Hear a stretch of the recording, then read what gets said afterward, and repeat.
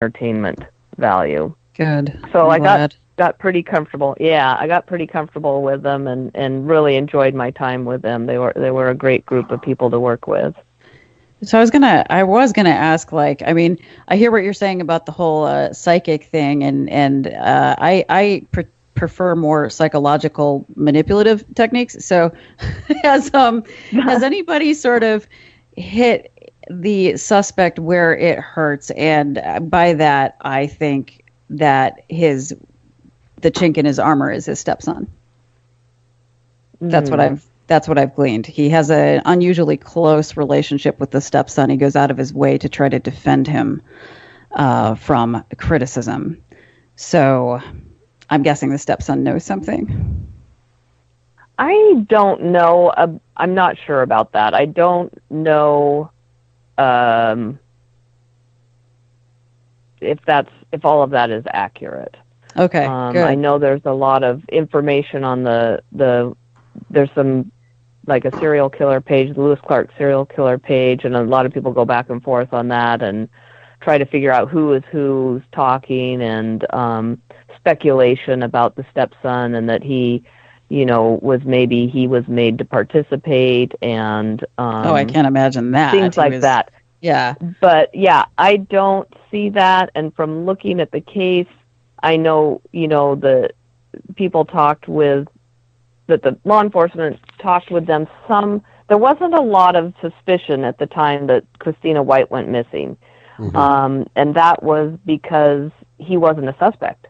That's crazy to me. He was the last person to see her. Right. And actually the way it happened was the person of interest had a girlfriend, and she had 2 children. And the daughter was friends with Christina White. And okay. Christina had gone to the parade with her mom and her little sister. Okay. And then she took her bike, and she was going over to her friend's house, and they were going to go to the fair and work on the friend's horse. And then Christina started feeling sick.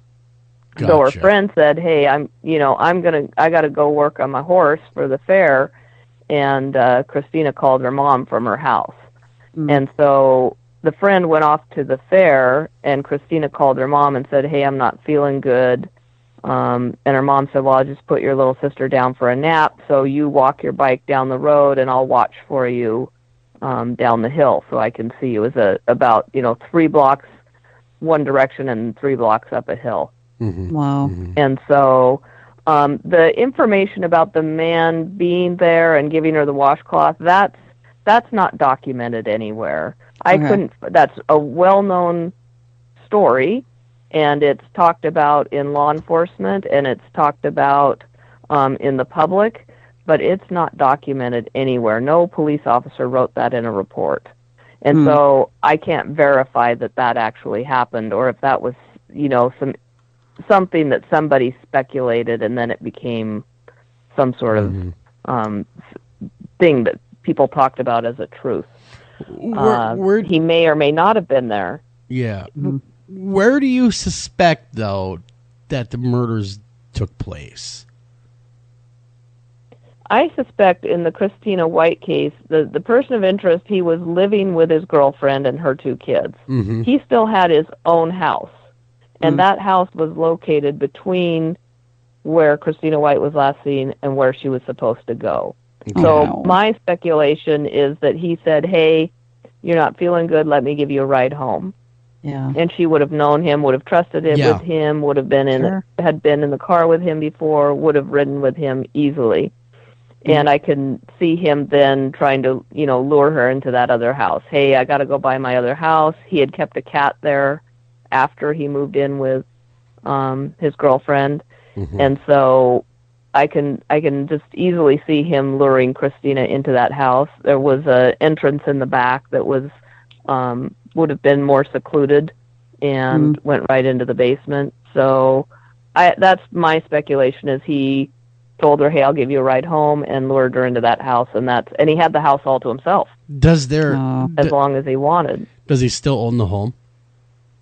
No. I wonder, but he did have it for several years. It's kind of funny because I this just hit me for some reason. Years ago, we did a radio show about the Lizzie Borden home, And even though they had done the murders happened so many years ago, they were still able to go in there and use I forget the name of the chemical, but they were still able to find blood even after all these years. Luminol. Would that be something that, I mean, it would place at least some type of instant in that home? Right. Yeah. And that house has been pretty extensively processed. Including, ground penetrating sonar, and they had done the basement of the home was not finished at the time the suspect owned it, and it has since been completely finished.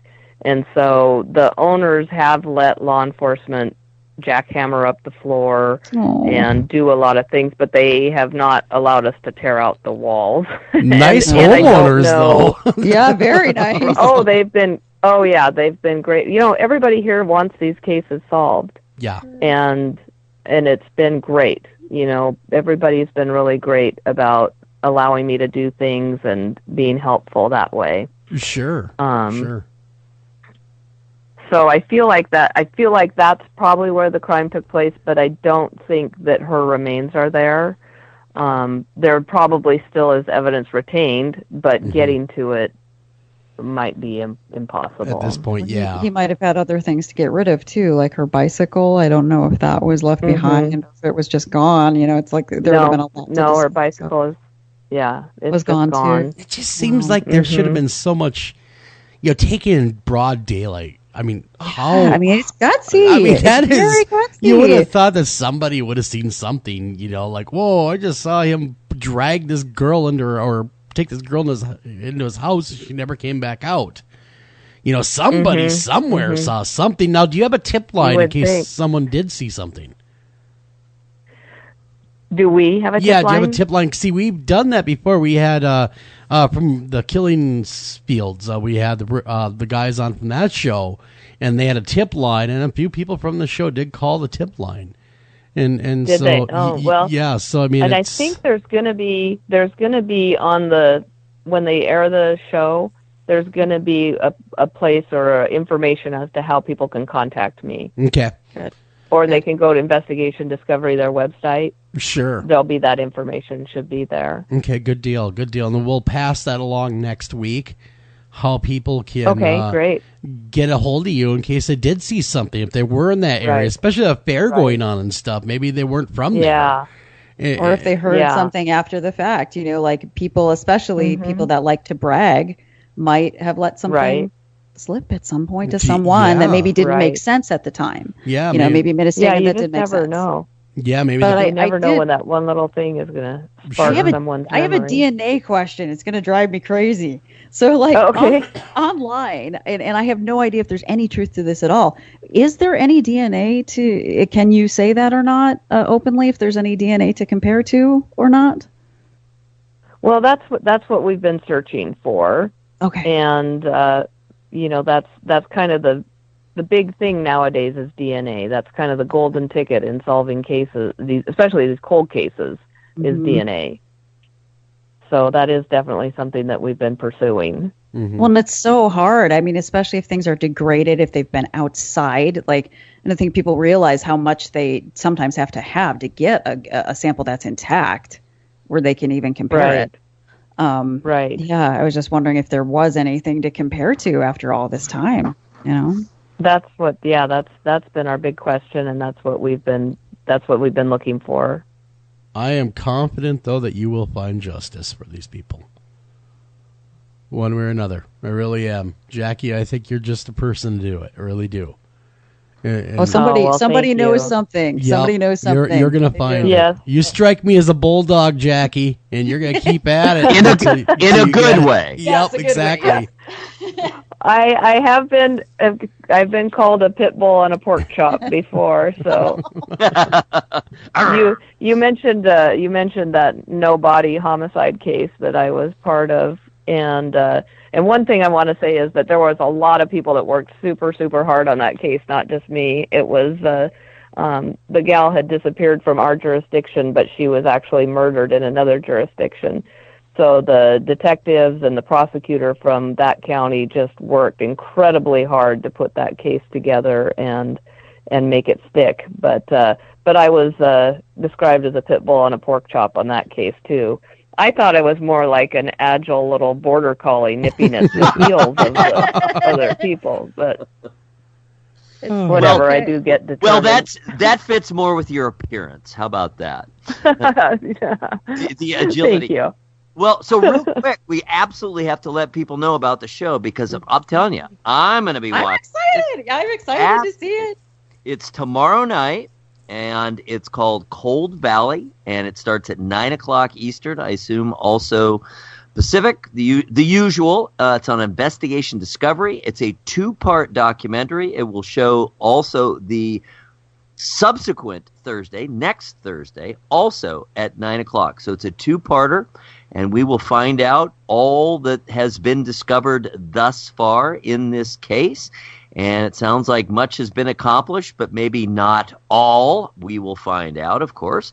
And so it's very exciting, and what an honor to speak with the woman who's been the impetus behind this cold case after 40 years. And anything that's been achieved after almost 40 years is a great achievement. So we wish to congratulate you. And, of course, we'll have more to say after we've seen the show, but then we won't have you on. Oh, I'm so sad. Right. You may not want to after you see me. Oh, of course. Oh, no. Of course we will. So best of luck on any subsequent things that need to be accomplished on the case. And I agree with Joel. I think you're the one. I think you're going to make it happen. If it is put it this way, if it's possible to make it happen, you will be the one who makes it happen. Oh, thank you. Well, with the help of a lot of other people, too. Well, it helps that your husband's the prosecutor, too. So, I mean, right? You know, you cup him, he convicts him. I mean, it's... Well, and it is helpful because it helps me understand what it takes to actually prosecute a case successfully. Sure. Whereas, people think, well, everybody knows he did it. Why, everybody knows he did. Just go arrest him. Well, the case still has to be prosecutable, and you can't just call everybody into court. You can't send a subpoena to everybody. Mm-hmm. You have to have the case. Whoa. And so having his perspective has really been helpful. And let's just say you did do that, and he got off, though. Let's just say a jury a jury exonerates him. Well, you're done. Double jeopardy comes into play then, and all that works all for naught then at that point, because no matter what you uncover later on, he's already been exonerated. Right. Well, no matter what else happens, you are the power couple of that county. In a very, very small pond. Very small pond. How big is the city, by the way? We didn't cover that. How big is that city? The city? Yeah, that happened. Well, it's really, there's Lewiston, Idaho, and Clarkston, Washington, and we're separated by a river. Okay. And then the town of Asoughton. And so it's, I don't know the exact population. I'll probably get it wrong. But we're small. We're rural. Sure. Yeah. Lots and lots of areas that are lots of vast, secrets. Roadless. Yeah, lots of secrets in those areas, Jackie. Lots of secrets. We got to get out of here. Until next time, everyone, take care of each other, love each other. Make sure you tune in on Investigation Discovery tomorrow night. You're not going to want to miss that one. It's going to be a great one. Watching Jackie on TV doing her thing, Cold Valley. Check it out tomorrow night. Thank you for listening to this edition of After Hours AM, and please remember to like us on Facebook and also follow us over on Twitter.